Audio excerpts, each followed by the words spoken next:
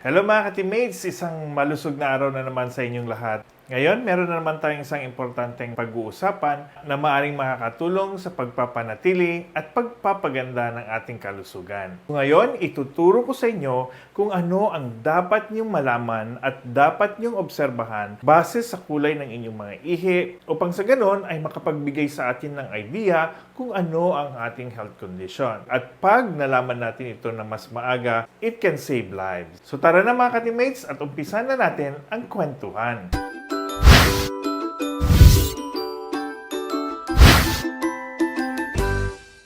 Alam niyo ba mga ka-teammates, nung unang panahon, ginagamit na nila talaga ang kulay ng ihi para ma-correlate kung ano man yung sakit ng kanilang pasyente. Siyempre, nung unang panahon yon. Pero sa ngayon, sa mga panahon na ito, gumagamit na tayo ng mas sophisticated na form para malaman natin kung ano ang komposisyon ng ating mga ihi at paano ito related ng status ng ating kalusugan. Pero kahit pa nandito na tayo sa panahon wherein lahat ay state-of-the-art na tayo or sophisticated na ginagamit natin para mag-determine kung anong mga laman at kung ano ang relasyon ng kulay ng ihi sa ating kalusugan, nananatili pa rin practical yung simpleng pagtingin lamang doon sa komposisyon o doon sa kulay ng inyong ihi at doon natin makikita kung ano man yung estado ng ating kalusugan. So hindi pa rin natin yan isinasantabi at nananatili pa rin itong importante. So let's start with the basic. Pag-usapan muna natin kung ano ba ang ihi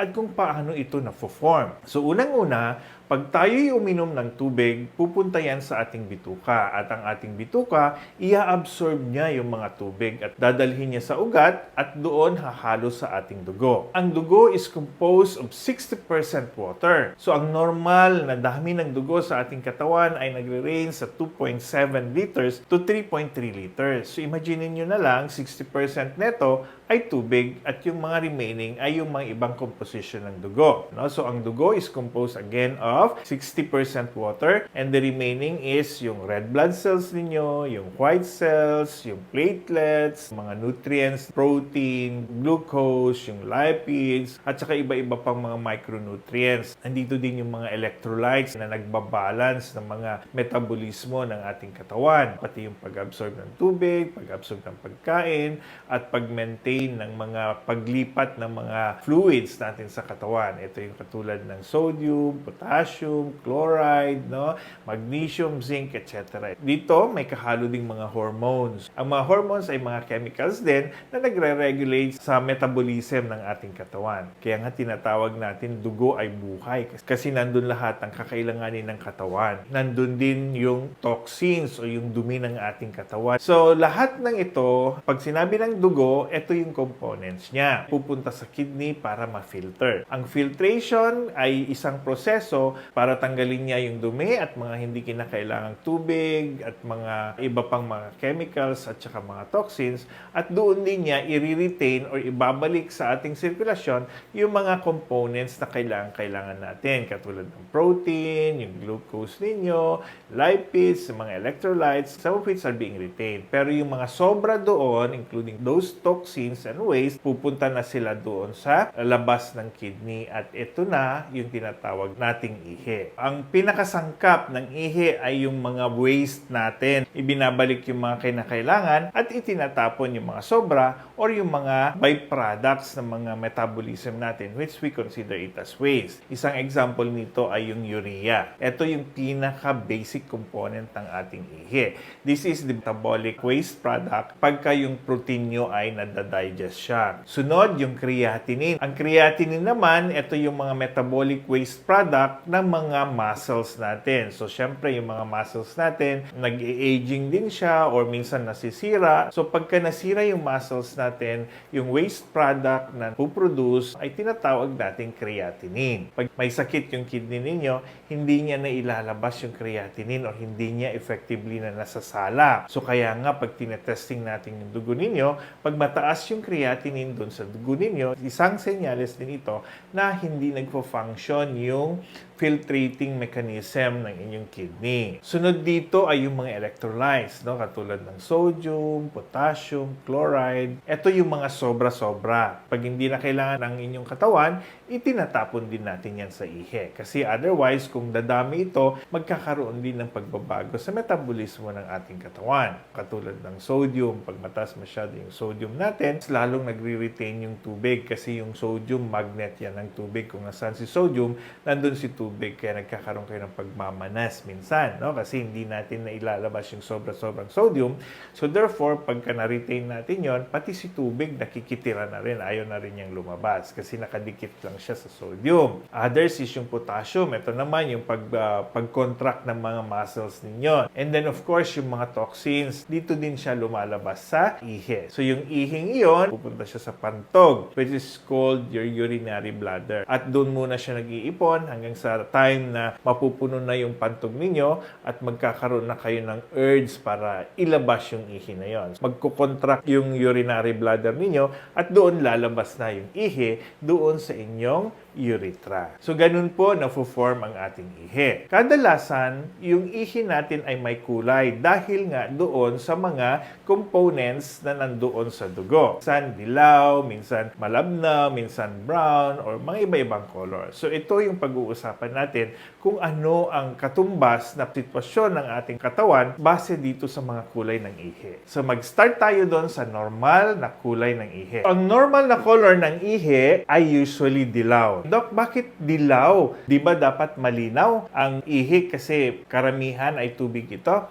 Well, sabi ko nga sa inyo, ang ihi ay hindi lang naman naglalaman ng tubig. Marami din siyang mga components, no? Mga pigments na tinatawag natin. So, ang nagbibigay ng kulay na yellow sa ating ihi ay dahil doon sa pigments na tinatawag nating urobilin. Ang urobilin ay nanggagaling doon sa mga nasisirang red blood cells. Pagka nagkakaedad na yung mga red blood cells ninyo, ito'y pumuputok. So, pag pumuputok, nagre-release siya ng hemoglobin, no? Yung globin, yung protein portion, heme yung kulay niya. So, doon nanggagaling yung kulay ng ating ihi. Meron tayong spectrum. Pag ito'y mas naging darker, ng yellowish siya, ibig sabihin, mas konti yung tubig mo sa katawan, mas dehydrated ka. Pag clear naman, ibig sabihin, baka nasobrahan mo naman yung tubig sa katawan. Pwede ding mangyari ito sa mga sakit na diabetes insipidus na tinatawag natin, wherein yung isang diabetic person, ihi siya ng ihi. Kaya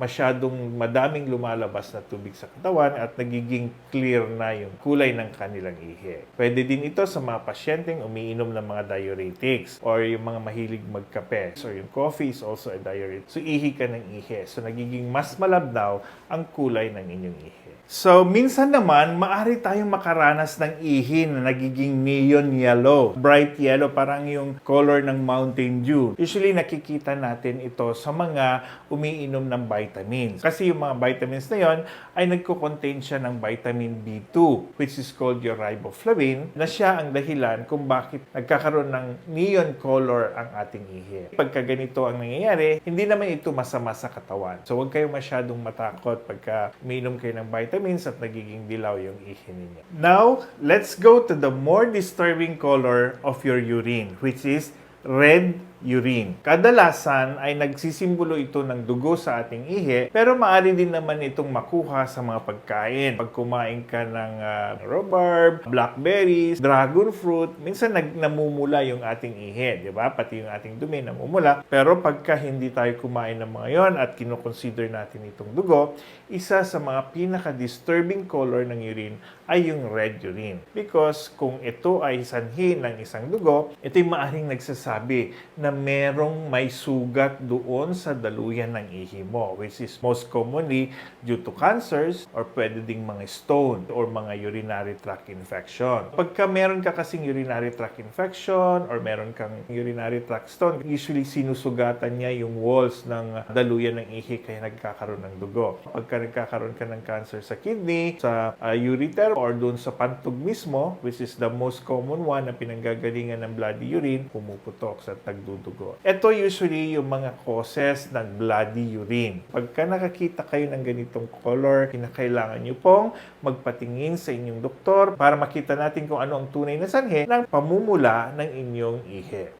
Nasisira ang ating mga red blood cells, nagre-release siya ng hemoglobin. So yung hemoglobin may color yon. Pag ito'y nagiging madami, usually ang nagiging color niya is yung T-color na yung urine ninyo. Ito'y nakikita sa may mga sakit sa dugo or mga may malaria. Yung mga parasites kasi na nagkukos ng malaria, sinisira nila yung mga red blood cells. So nagsisiputukan yung mga red blood cells ninyo. So therefore, ang dami-daming nare-release na hemoglobin and eventually it will become brownish na siya or T-color. Nagkaroon ng rupture yung mga muscles ninyo. Like for example, nag-exercise kayo ng sobra-sobra. So yung mga muscles ninyo, meron tayong tinatawag na myoglobin. So yung myoglobins also will go to your urine. So magkakaroon naman kayo ng very, very dark or even black-colored na yung urine ninyo. So sobrang dami ng nasirang myoglobin or muscles. Next na maaring kulay ng inyong ihi, kulay na orange. No? Yung parang mas malabnaw or even mas matingkad naman doon sa Royal True Orange or Mirinda. So yun yung mga kasing kulay ng ihi ninyo. Ano naman ang sinasabi ng orange color na urine? Usually kadalasan, ang orange urine ay isang senyales na masyado ka ng dehydrated. No? So kulang ka na ng tubig sa katawan. So it's time for you to hydrate para bumalik ka doon sa yellowish portion yung inyong ihi. Ang orange urine ay nakikita din sa mga taong umiinom ng mga gamot. Minsan yung rifampicin, yung kulay ng ihi mo ay napakatingkad na orange na papunta sa reddish, no? Parang reddish-orange. Ang isang kondisyon na dapat yung malaman na hindi magandang senyales kung sakaling nagkakaroon kayo ng orange urine ay usually mga sakit sa atay o bile duct. Kasi pag nabaraduhan yung pagdaloy ng apdo ninyo, katulad ng choledochal stone na tinatawag natin, which is nakikita sa mga cholecystolithiasis, yung mga bato sa apdo. Pag yung bato sa apdo nyo nahulog doon sa daluyan ng apdo, hindi na makapass through yung mga bile ninyo. So ang gagawin nila, babalik sila sa katawan, babalik sila sa dugo. So usually ang mga ganito na nababaruduhan yung paglabas ng apdo, makikita nyo din doon sa dumi ninyo yung parang whitish siya. So hindi na siya brownish or greenish yung dumi ninyo, kundi parang abo or ash. Ito yung tinatawag nating alcoholic stool. Pag yung dumi ninyo is ash white yung color plus orange yung urine mo, senyales ito ng problema sa inyong atay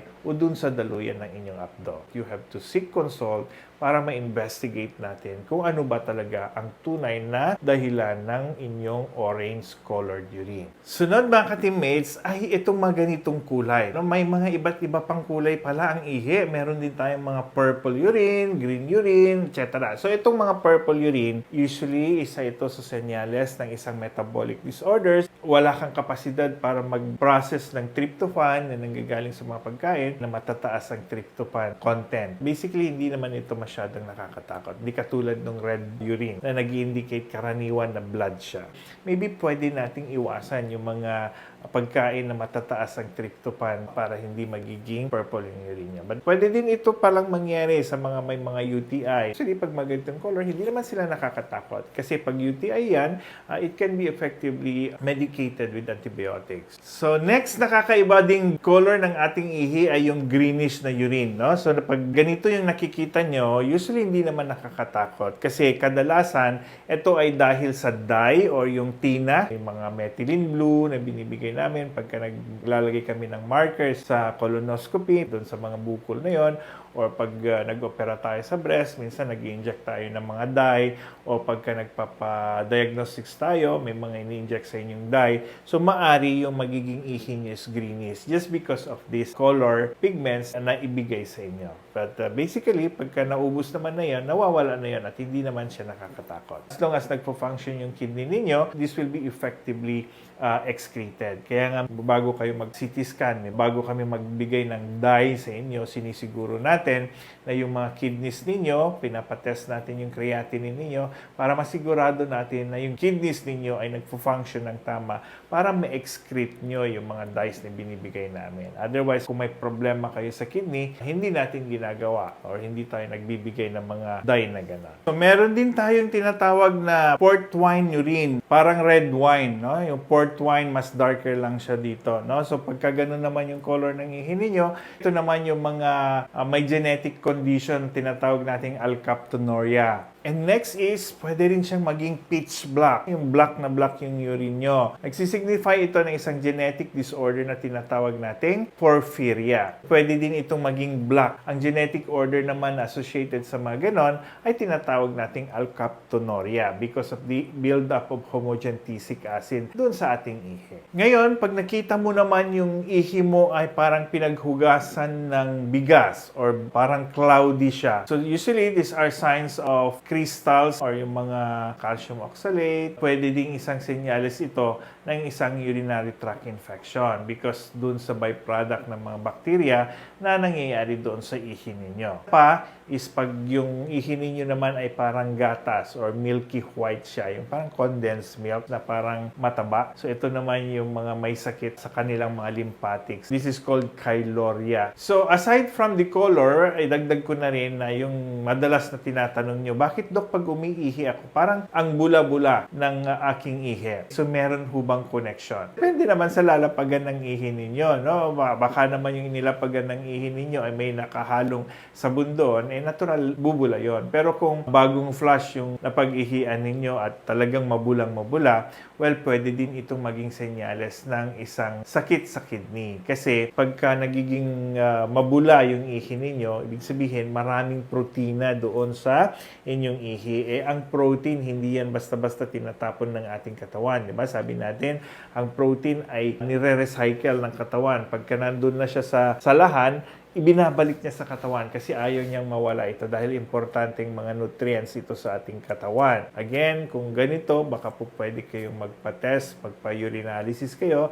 para sa mas formal na pag-investigate. Sabi nga natin, kadalasan ang kulay ng ihi natin ay naapektuhan depende sa dami ng tubig ng ating katawan. Yung hydration process, napaka-practical na paraan ito. Katulad ngayon, masyadong mainit ang ating paligid, makikita mo kung kinukulang ka ba ng tubig or sumusobra ka na ng tubig. Gaano ba kadami ang tamang tubig na iinumin natin? Well, kung susundin natin yung advice, at least 8 glasses of water per day. So that kung mag-exercise ka din or magkakaroon ka ng activity na magpapawis ka, siyempre magpundok, no? Dadagdagan mo yung 8 glasses of water per day. But basically, ako, ang ginagamit ko is kinukuha ko yung Q doon sa kulay ng ihi. Kasi minsan may mga tao din talaga hindi naman pwedeng i-hydrate. Yung mga under fluid restriction, may mga sakit sa kidney, they cannot filter very well your blood at nagkakaroon ka ng sodium retention or retention ng tubig, magkakaroon ka rin ng water intoxication. So the guide that I'm using is I'm basing on the color of the urine. So sa susunod, napupunta ka sa CR mga ka-teammates, maganda naman siguro na tignan nyo kung ano yung kulay ng ihi ninyo. Kasi yung kulay ng ihi ninyo, pwedeng magbigay ng suggestion ng inyong health status. So hanggang dito na lang mga ka-teammates, and